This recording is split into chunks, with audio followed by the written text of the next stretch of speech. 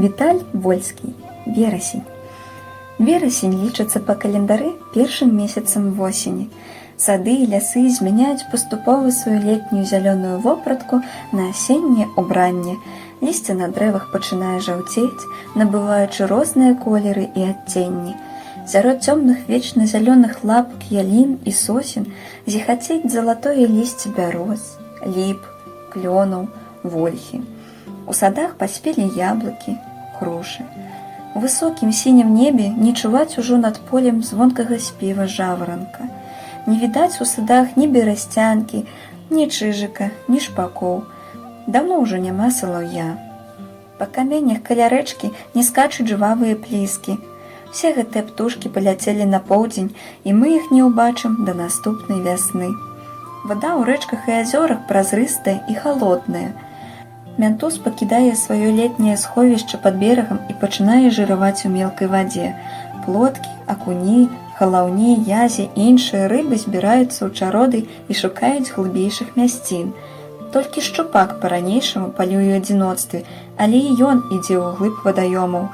У пачатку восені рыбы ў рэках і азёрах харчуюцца асабліва ўзмоцнена. Яны назапасваюць тлушч, які дапаможа ім перажыць зіму ў халоднай вадзе пад лёдам. З надыходам халадоў рыбы становяцца ўсё менш рухавымі і паваротлівымі. Пакінулі свае дазорныя вышкі і канюкі, пільныя баронцы палёў ад шкодных мышэй-палёвак. На апусцелых нівах палёўкам няма чаго рабіць. Яны перабіраюцца бліжэй да чалавека і да збожжа, у гумны, хлявы, скляпы і стайні. Следам за палёўкамі перасяляюцца сюды на зіму і ласкі.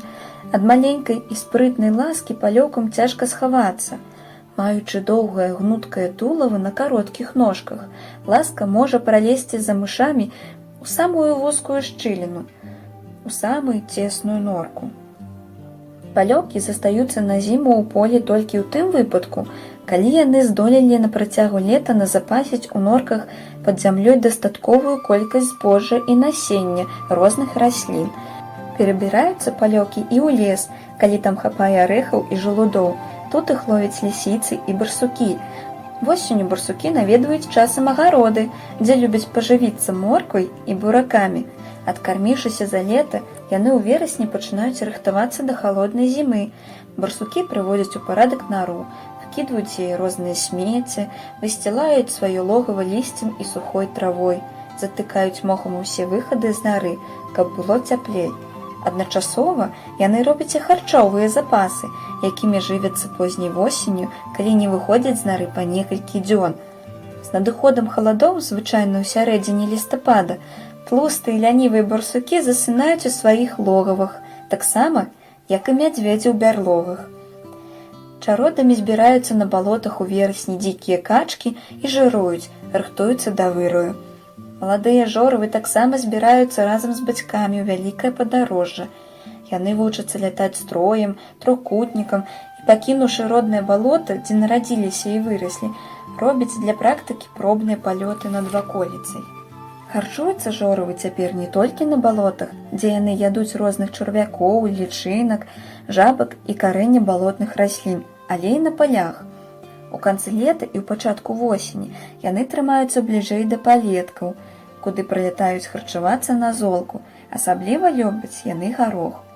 Адлятаюць жоравы ад нас у кастрычніку, гумным крыкам, нібы баявымі трубамі абвяшчаюць яны ўсяму свету аб тым, што пачынаюць свой вялікі пералёт у цёплыя краіны на зімоўку.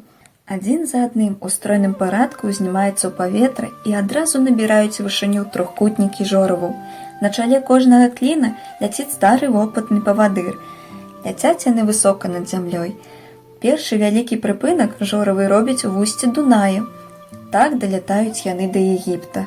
На чужыне ў час зімоўкі жоравы трымаюцца разам, вандруючы ўздоўж рэк. Яны дабіраюцца ўверх па Ніле аж да вытокаў яго у Судане і Эфіопіі. Потым ляцяць назад і з надыходам вясны вяртаюцца на радзіму.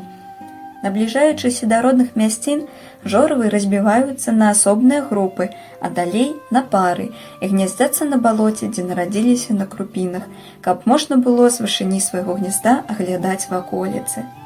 У верасні ночы становяцца халоднымі. Раніцай на траве, на лістах з хмызняку зіхацяць буйныя кроплі халоднай і чыстай расы. Над балотамі, над паплавамі сцелецца густы туман.